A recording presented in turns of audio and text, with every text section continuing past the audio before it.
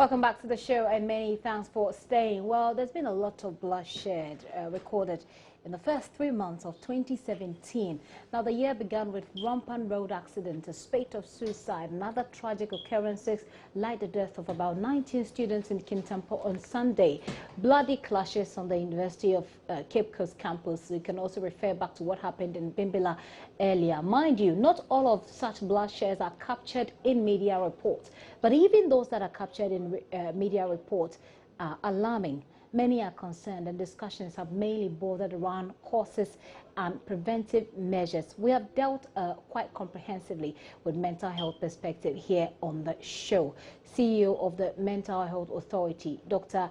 Kwesi attributes 95% of both attempted and committed suicide to mental illness. So what accounts for the other 5%?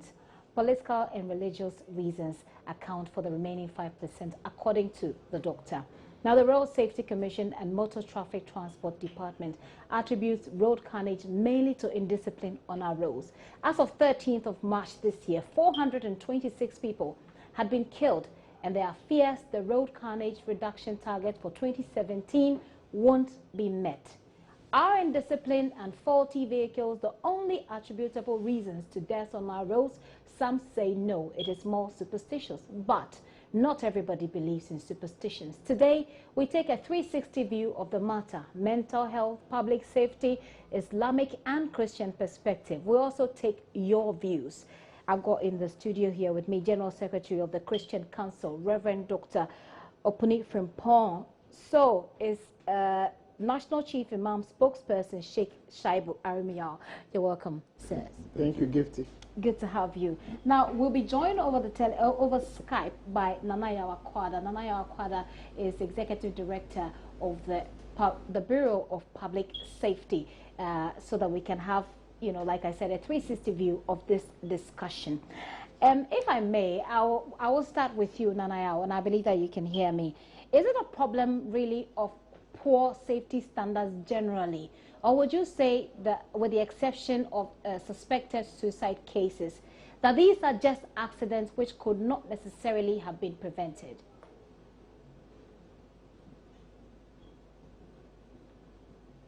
Hello, can you hear me? Okay, we're having a bit of a challenge there. We'll sort that out. But let me come to you, Reverend Opuni, and thank you very much for making it. Very soon I'll play for you what people on the street have to say about all that is happening. But we've lined up a lot of worrying, disturbing trends, and I believe that you followed it as well, because you, of course, I know you follow Joy News a lot. What would you say is the Christian perspective, or from where you sit, what do you see? How do you describe what's happening? Yeah, Gifty, let me first say thank you for the opportunity, and maybe also use your platform to express various condolences and sympathy with the various families and friends who at the moment are going through this painful experience with issue we are discussing. And let them know we are with them as a people, as family members. We are praying with them that the good Lord will heal the pain that they are going through. Having said that, let me say that yes, in Christianity, we believe in evil forces. We believe in evil powers, satanic powers, and the understanding from John chapter 10, verse 10, that these thief, enemy will come, and he will come to steal, to kill, you know, to destroy. And so when you are recording accident on your road, suicidal manifestation, students are suffering what has just happened, a tree falling down to kill such number of students, plus others, like you said, that there may be others that even media people are not being able to record. It's very worrying, and therefore, if you're a Christian, there's a point where you can bring in the role that demonic spirit, evil forces are playing. But let us also understand that we must make sure that we don't push things that human beings are supposed to do to the realm of the spiritual. You know, the things in the spiritual realm are the things of God, and the things in the area of prayer, fasting. But there are areas that we need human action, that human beings must accept responsibilities. And why I will believe that, yes, there may be satanic attacks here and there, some of the things we are witnessing are also human and neglect and irresponsibility. I see. Let me come to you, Sheikh. What do you say from the Islamic perspective? Would you believe that this is mere superstitions that should just be, brushed away and we move on and we look at the human? Or do you think that perhaps we should have a look at both sides? I mean, definitely we have to look at the both sides, even from the Islamic perspective. God has created us, and God also makes things happen in our lives. But because as human beings, God also wants us to be part and parcel of a scheme of order. So he gave us laws. And so in the Quran, for example, he makes reference to the fact that whatever comes to you by way of favor or grace, it is from your Lord. But what comes of you of calamity or certain misfortune is from you. There's another text which says that destruction has become widespread on the surface of the earth because of what the hands of men are doing. So that is the aspect of the discipline which we are supposed to do. So for example, if there's a discipline for us to follow in road rules and regulations, and we decide on our own to be indisciplined, it leads us to certain destruction. We'll lose lives. And when that happens, we are the causes, and we don't push it as part of predestination to hold God responsible for that. But there are things also that goes outside of our control. There's nothing that we can do about. If you go in the U.S., for example, I mean, the Hurricane Katrina and other things that have happened, I mean, the tsunami that came, you cannot make reference to this one to somebody's neglect or something. It goes outside. So these things, they do happen. But what I want to caution in our particular case is that I don't want a situation where these things that are happening, we are using as a basis to create an impression that if we didn't even do certain national prayer, then more serious things are going to happen. And I think that it creates a panic and fear that as if we have a certain God that is a God of wrath, who is waiting for us. He's a God of love and God of mercy. And if things do happen to us and we are unable to deal with it, he's the one that we run back to and request of him through his favors, and then he's able to give us the protection. Is that perhaps the reason why people are saying that, well, what's happening looks quite strange? I mean, you can have a few accidents here and there, but when you're having a lot of people, it's strange. So the only way some people can understand and appreciate it is to say that something is happening spiritually and we need to work I at it. think it's difficult for us now to even reach that conclusion. Okay. It's difficult for us to reach that conclusion. Okay. Just hold on for me briefly. Yeah. Let me bring in Nanaya Akwada, who's on the telephone line. He is a public safety expert, of course. So I was asking you earlier, Nanaya, if you can hear me, whether or not it appears that we've lost him again. It's quite unfortunate. I'll find out from him whether or not it's just a matter of pure neglect of safety standards in our country, or quite apart from what people believe in the superstitions, etc. But I'd like for you to listen to what people have to say about what's happening in the country, and then when we come back, we'll talk about it. So we hit the street, of course, talking to people to find out what they think. Is there something? Are they worried? What do they think about what's happening? Is it normal or is it rather strange? Right now, what we have experienced in this country now is, as a Christian, it's not normal. There are some forces fighting against Ghana as a Christian. So what is happening right now, people are stabbing themselves. A lot of things are happening, accidents. And then just recent one, this place, I don't know the place, the force there, no? Yeah, Kintampo Force, it's not normal. So as a Christian, you have to rise up and pray against it. Ghana is blessed. There's a power of God in Ghana. So as a believers, and I think about 80% of Ghanaians are Christian. So we have to rise up and pray against it. And by prayers, God will answer us. And then we will have a peace and we have a freedom in Ghana. I don't believe it's spiritual. Yes, I think that people are being overly superstitious.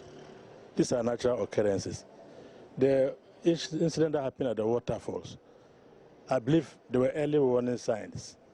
And those managing the place, if they were doing their work properly, they would have seen this thing about to happen and could have curtailed it. That is my view. I don't believe in these superstitious things. They are natural occurrences, in my opinion. Suicide, somebody feels frustrated in a way, and instead of trying to address his problems, he decides to take his life. I mean, I don't see any spiritualism in it. Yes, these things are. I would say that it's not something we should make a fuss about it. Okay, these are normal and occurrences. Just that we've decided to focus on the negatives. We are so negatively oriented in Ghana that we lose sight of the positive things, occurrences around us, and focus on the negatives. And that is what makes us think that, I mean, it's something current. People die every day. You go to Kolebu, people die every day. You go to, I mean, road accidents. Today, as I'm talking to you, there's a road accident somewhere. People are dying. Suicide. People commit suicide every day. It's a normal occurrence. So long as we have human beings living in a particular geographical location, these things occur. So I would entreat all of us as Ghanaians to rather focus on the positives, things that will make us stronger, these things that would inspire us, and not the negatives that would weigh us down. From across the street, I believe that we've got Nanaya on the telephone, on Skype right now. But it's very interesting comments, Rev, I believe you would say. What's your reaction? Yes, I think the first one who said, you know, yes, in the Bible, we've been told how many times that we are not fighting against flesh and blood. Even the president said that recently, okay. last Sunday. Yes, he said that hear so many things. He said that during the election, yes. he fought with principalities and powers. Exactly. But again, in the Bible, we've been told, therefore, watch and pray. Okay. Now, watch means be responsible. Do what human beings are supposed to do. So if we abandon vehicles in the middle of roads and people drive into them and they die, you know, and all that you want to think about is what Satan, demons can do, I will have problem. Safety measures in this country. We are becoming experts in managing crisis more than preventing disasters. Okay. I've got to reach out to Nanaya as well. We got him back on the line. Can you hear me, Nanaya? Yes, I can hear you. So from your perspective, as you know, a Bureau of Public Safety, would you say that generally our safety standards are generally very poor in this country? Or would you go with those who are for the superstitious reasons? Well, let me put it in proper perspective. It's not an either-or situation. Okay. Born and bred in a very, very religious country like Ghana, you cannot but to believe in Allah and to believe in the omnipotent God. And as long as you believe in that, then when the need arises that you need to go to this supernatural powers to seek some solace, I think that you would have to. That said, it is important that we put the discussion in perspective, that as a people, we have over time neglected the things that are needful, you know, in our public spaces, in our, as it were, in our daily life. It is not, for me, the statistics is not as alarming as we are painting it, or the media is making it seem.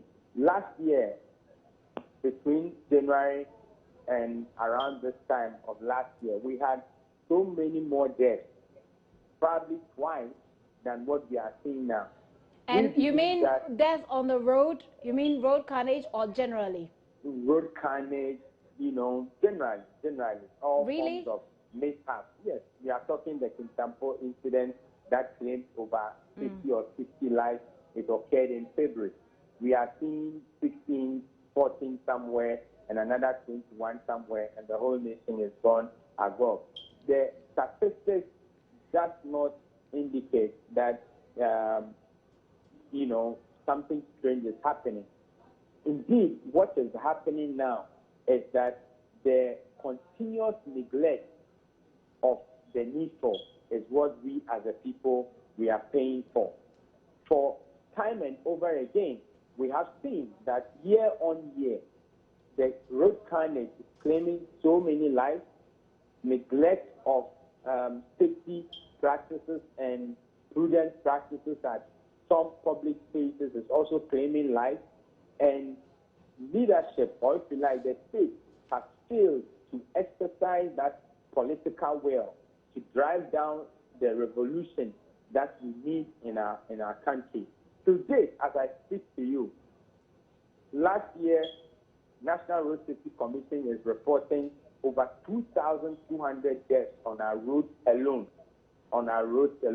And nothing. I think last year was over. I think the total figure for last year was over 11,000 actually. No, I mean you are talking of road crashes. I'm talking of okay, fatalities. Right. Yes, the fatalities over 2,200 alone for last year, and that is like 10 jumbo jets dropping from the sky. Elsewhere, the whole system would have come to a halt, and I beg to repeat this while my Reverend Doctor and my stake is there. Like Trump will put it, we've got to freeze the system and find out what the hell is the problem with the system. But the system is still moving as usual. You still today will walk to DVLA, you can cut corners and get your license and be on the road. You still today can drive from Zazugu to Accra with a very defective vehicle and all the checkpoints that you pass. Nobody is going back to ask how come this car got through that checkpoint to Accra. So until we do something very drastic, we are going to continue to languish in this manner. As a people, we must show care who is next to die. But it appears we really don't care who is next to die. I see. Hold on for me. I've got one more question, but let me bring in Sheikh as well. I think previously you had made a point. So let me bring you in on this. I think that within the scope of what we are able to do and what God has given us to be able to do for our own safety and security, we must be held responsible when we neglect those. A good example is, for example, if you take the May 9 disaster, for example, I cannot remember how many people died. Yeah. It was a football. I think it was over 100. Yeah, it was a football. And spectator indiscipline brought about all those things. And look at how many people died. Yeah. And the unprofessionalism of the police also at that time in the use of tear gas, for example. And then also lack of safety exits in the architecture of our football stadium. So for such a situation, you would not attribute it to, it cannot be attributable to any spiritual forces. Any spiritual thing. If you take, for example, the June 3 situation. Look, I am waiting, when this Circle Dubai was constructed, what I told myself was that I'm waiting for the first heavy rain. I'm impressed, all right, with the outward facade. But in my house, I was discussing with my children, and I told them that I'm waiting for the first heavy rain. When the first heavy rain, if you like, that rain, there was a rain. When it yes, I mean, there was a flooding over the place. So what it means was that even in doing that architecture, the first primary thing that should have been done was to have done look at the drains there. Not the top thing, but at the drain.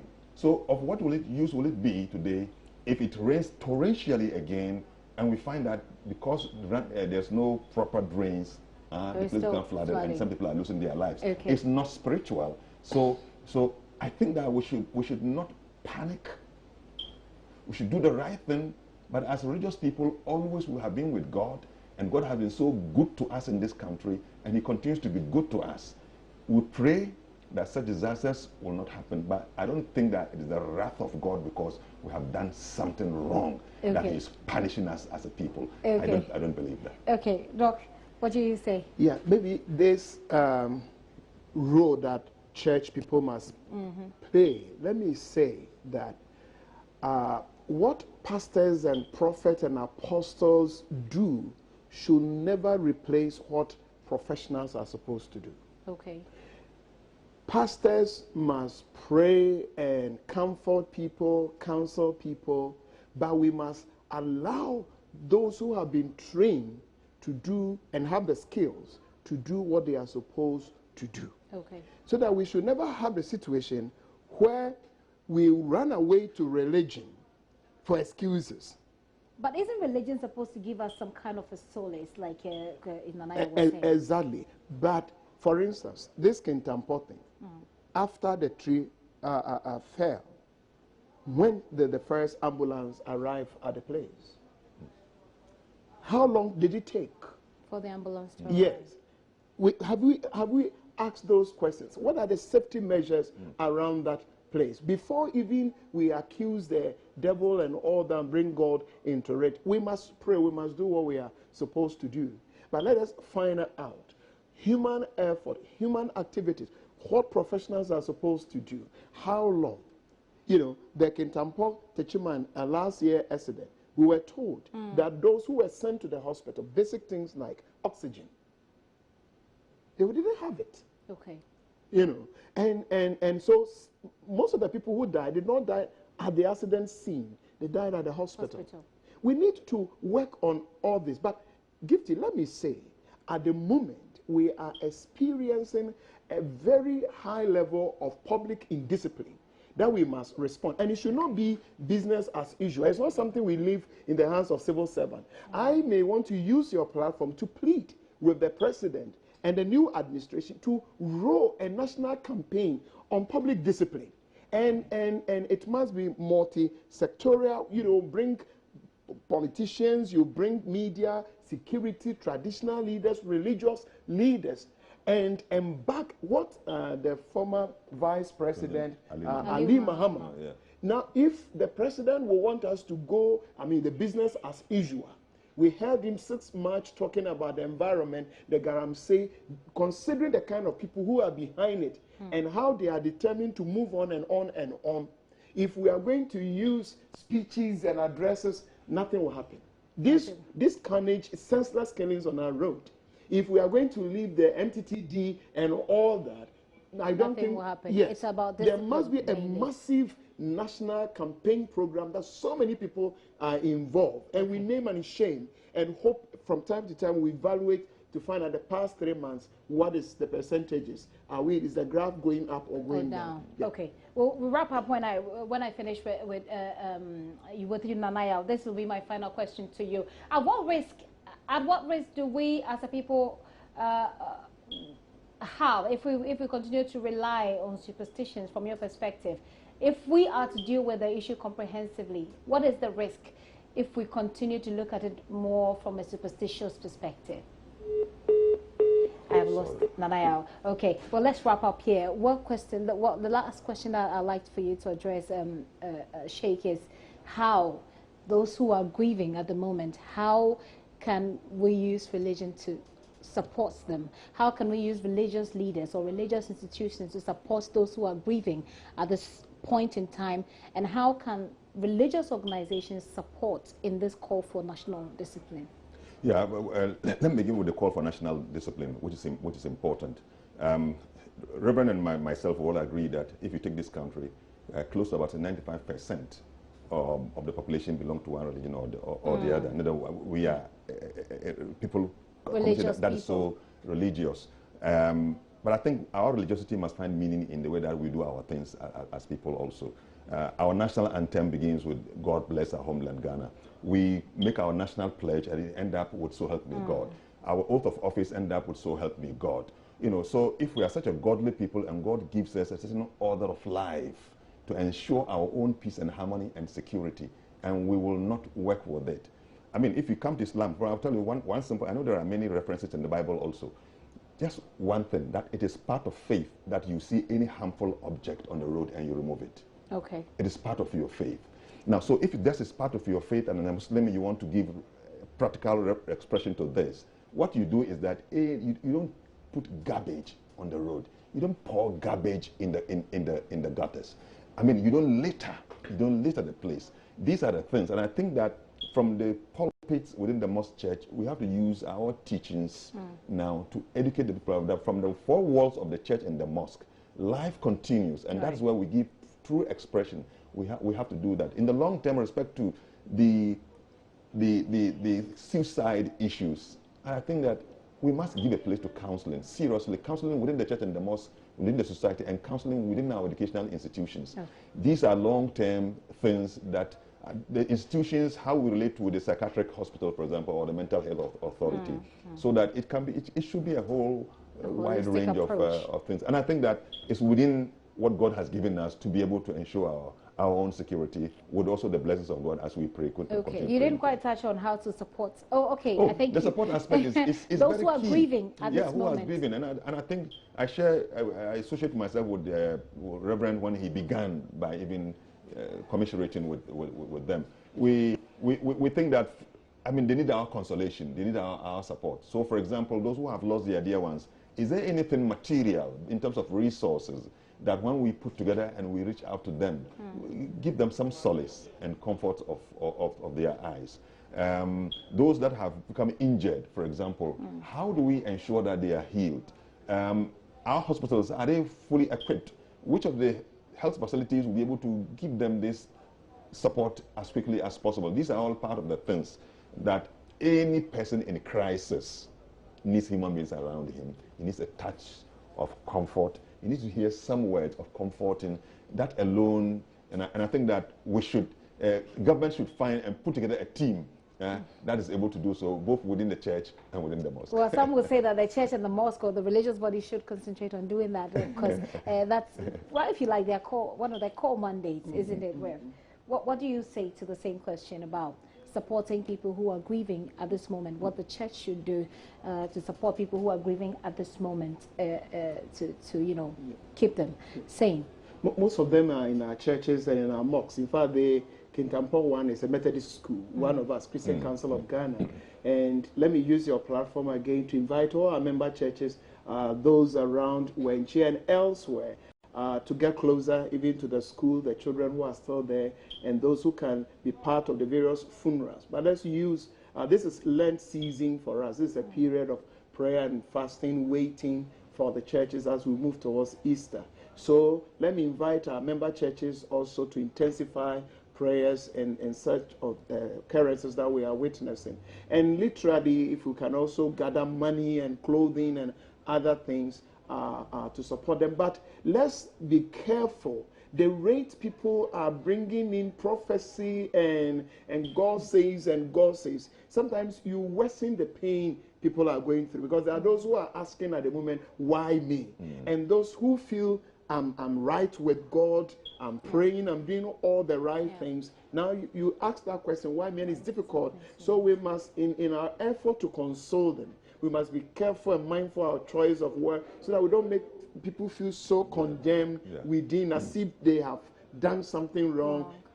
Right people can also suffer. In the Bible, there are several instances that people who are genuine in faith, who are serious with God, have also suffered. But again, I will plead that we are coming to a point where when we have crisis, disasters, we're able to bring ourselves mobilized together faster than preventing crisis. Let's turn the order.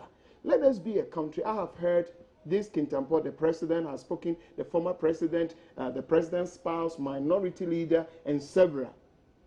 We need to raise such voices before crisis happen. Let us be a country that will want to do more, better than, better in preventing than waiting for crisis to happen. Then we show our strength, we show our sympathy. Let us show strength before in preventing disasters. Right. Well, you have to stay with me, because talking about disasters, now police in the Ashanti region are on the hunt for a man who opened fire on his wife at Ebuakwa near Kumasi in the Echuma Kwawama district, following a disagreement over a local mill, Tuozafi. The victim, Ekia Bedu, is out of danger, and she's not making quick progress in her recovery. We'll bring you an update on it shortly. But here is Prince Apia's report on that incident. The man turned down a request by the woman to share a bowl of tozafi he had bought. Amadou became offended, refused to eat supper, and ordered Madame Bedu out of the matrimonial home for vowing to pay him back when she had her turn. Consequently, the woman, who had been married for 25 years with 5 children, spent the night in an uncompleted building nearby.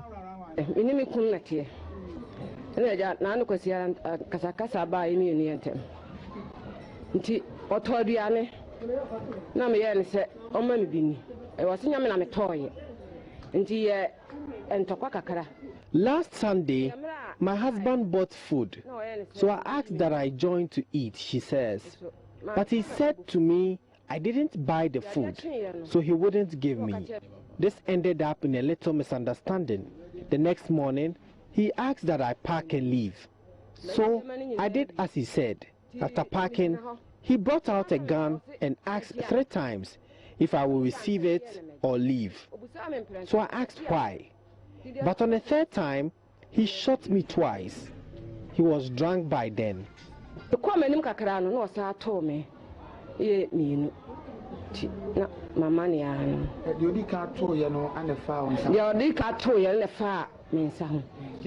Madame Bedu, who was wounded in the shoulder and buttocks, was rushed to the SDA hospital at Dominase, where she is currently responding to treatment. Yao Owusu is unit committee chairman at Chiniase, Japan, where the incident occurred.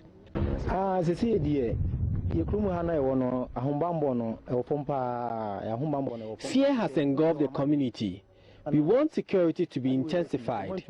We fear he could attack another person if we go after him, because he left with a gun. The police should come to our aid.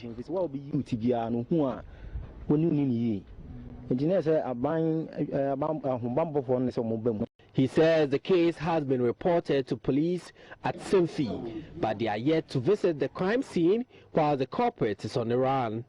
Meanwhile, Semfi police say they are investigating the issue. Prince Apia reporting. That's obviously a criminal matter and the police are looking into it, but there's also a moral aspect to it, and which is why I take very brief comments from my men here in the studio. Let me start with you, Ruben.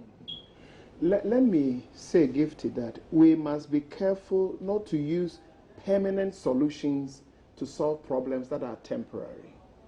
If I live with my wife and whatever the food, whatever the side, how much, and I pull a gun, what will make a man do that? I mean, I think it was in the story that he was drunk. And on this door he's got in the name of Jesus, which presupposes that he's a very religious man. I mean, perhaps. But you see, when also we may not have the full picture of the story. Right. So even when he got drunk, because some people, when they are ready to misbehave like this with their normal sense, they can't do it. So they'll go. It means they made the decision. The decision was made. Went out there, took alcohol.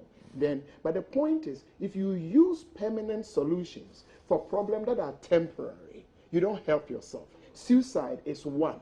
Whatever, in relationship, if your girlfriend, boyfriend drops you and you commit suicide, you are using a permanent solution to a problem that is temporary. How many more beautiful ladies are there waiting? Guys, you see, the same way, fine, you bought food, your wife has taken it, and so what? But if you and with 5 children, if you kill this woman, it's a permanent solution. But the problem, the food problem, is temporary. But we need more counseling facilities in the system at the moment. The frustration people are going through and all that. And let me also say, colleague pastors, these days the kind of counseling we are doing, what we're doing that we call counseling. Seriously, we are not counseling at all. If I'm preparing young people for marriage and I ask them, do you have a room, do you have a bed, do you have chairs, how much is your salary? That's not counseling. No, you haven't started. We must do counseling that bring people to the point that they can discover strength within themselves when they find themselves in the valley. Okay. Let me take from you, Sheikh, what moral lessons you think you want to pass on from the story? I think that what we have seen is just a tip of the iceberg.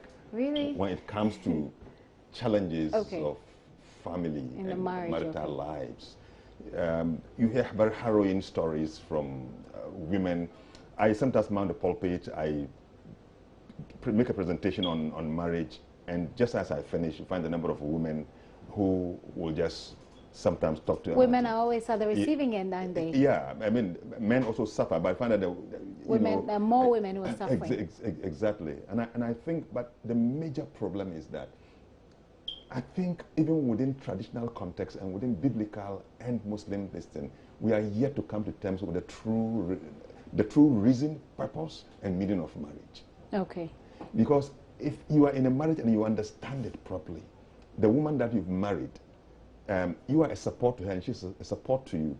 She's an extension of your life. Through her, you bear your children. Well, the feminists will say you are an extension of my life too. No, it's okay. Whichever way you put it. In other words, I want to say that we are all extensions of each other. That is why when I hurt him, if I look at Reverend Doctor, that he's an extension of myself. Hurting him means hurting myself. Yourself. Yeah. If we live in family relationships with this kind of understanding, so the problem now comes back to how do we educate people? Yeah. In fact, those of us who are in religion, even the spirituality of marriage need to be well understood. Okay. How does it connect? When marriage is not stable, how does it hurt society? Right. You know, I have made presentations about divorce, hurt, or an injury to the spirit of our society. These things are matters that go to the very core of our social stability. And if we don't understand them, we run. That's why this gentleman, for example, now wants to go and do the wrong thing. He goes to become tipsy. He comes, he's emboldened by what he has taken. Right. Now he should, if you get him now, you find him regretting what he has done. That's why he lost the courage. He lost the courage to wait for the policeman to arrest him because he has done the criminal thing. Away. Now he's running away to hide, and they will find him out, and he will be held responsible for what he has done. Hopefully we hope that the woman will be healed. And that the society will give her all the support. So. Thank you so much for coming. But before I let you go, if you just give us a quick commitment of your, Reverend, we've spoken to you about Next to Die, our Joy News special assignment here. If you just, we didn't get you on camera. Now that we have you, if you would just take your statement again of support to the Next to Die. I believe you already said that you are in support of it. So I watched the tape, and also, the day you move your troop to Kovanoche, also I watch it. And the interview, Dr. Palu, I've been teaching at KNUST since 2005. So some of them are colleague lecturers. I listened to Dr. Pranjru also, and all that. And you see Ghanaian mothers with babies on the floor, and some courts that are supposed to keep a baby. Now you have how many of them? About 4. Only to be told that we are recording this number of baby death daily is very worrying, and it's something that calls for immediate attention. Right. You know, we need to set our priorities right. We need all the roads, we need the bridges, we need everything, all the nice buildings, things that may attract votes, but things that will protect Ghanaian children and Ghanaian mothers. Now there are countries elsewhere in Europe that they are not even getting women who were said to have babies. And now their countries are dying. They are recording more death rate than birth rate because women have decided that they won't deliver babies. Now we have women who are prepared, but if they have to go through the project our brother has done to get us the next generation of this country, something is not right. And I will still call for some immediate response and attention to what we are witnessing at Kovanoche. Thank you very much, Reverend. Please. Yeah, good. I associate myself closely with Reverend Dr. Puni. I think that children are the seed of generations, and in a community that jokes or that underestimates the value of children, then the very perpetuation, survival of that society is also endangered. And that is why we must do all that it takes. And I think that I give my full support to this Next to Die project. Whatever you are doing, if it requires our involvement to also add a voice or mobilizing resources, we are in full support. Okay. We don't want to see our mothers who sacrifice to give birth to these children also going through this harrowing experience of seeing the death of their children. Yeah. Our health facilities need to be improved. They need to be improved in such a way that it is there that the child is guaranteed his first safety before he gets back home. But maybe finally, I know our churches during anniversaries, 50th anniversary, 40, we make donations. And let me again add my voice to the mobilization. Yes, they are talking about $70 million, huge money. Churches, we don't have that. But at least who also know 10,000, that one we can. 20,000 can do something. If even you can buy a baby court to take the children from, you know, fall in the court and that kind of thing and put them in separate. So let me plead in the name of God and Christian Council of Ghana, 31 member churches, all those women fellowships, men's fellowship, youth fellowship, choir, pastors' conferences, if we can add the Confanoche story to our donations, it should not always be bread and oranges that we donate, but now we can move forward and donate stuff like baby's court. If we become so wicked to the next generation, we don't have any reason to expect them to be loving. They can't. You can't give what you don't have. If they haven't known love, they can't give love. They can't give love. Thank you so much for your contribution to this campaign. Of course, this is a multimedia campaign. We're looking to put pressure on the necessary authorities to complete the mother and baby units at the Confanoche Teaching Hospital. But I've been joined in the studio, of course, Reverend Dr. Opunifrimpong. Thank you so much. He is General Secretary of the Christian Council here in Ghana and also the spokesperson for the National Chief Imam, Sheikh Shaibu Arimia. Thank you so much for passing through. On the Skype, joining us over the Skype was Nana Yao Akwada, who is Executive Director of the Bureau of Public Safety. And we are looking at this matter at a 360 angle, like I said. This is The Pulse with me, Gifty and Doppia.